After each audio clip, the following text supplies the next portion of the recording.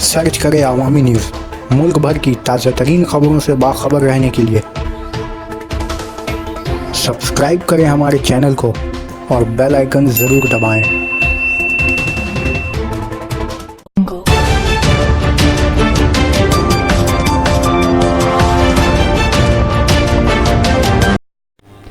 Mobile network operator तब्दीली में आसानियां। आइंदा 4 से 10 नवंबर तक मोबाइल नेटवर्क ऑपरेटर तब्दीली करने के लिए सार्फिन अर्जियां दाखिल नहीं कर सकते हैं। गुज़िश्ता जुमरात को इस बात की तौसीक टेलीकॉम कंट्रोल कंपनी ट्राई ने किया। मोबाइल नंबर तब्दील ना करके ही नेटवर्क ऑपरेटर तब्दीली का मौका कई दिनों पहले ही ट्राई ने कर दिया था। अब इस बार यही तब्दीली 11 नवंबर को कुछ अहम तब्दीलियां लेकर आ रहा है यही कंपनी, और इसी वजह से ये फैसला लिया गया है कि ट्राई ने बताया कि आइंदा 11 नवंबर के बाद से नेटवर्क में तब्दीली निहायत ही आसान व तेज़ होगा।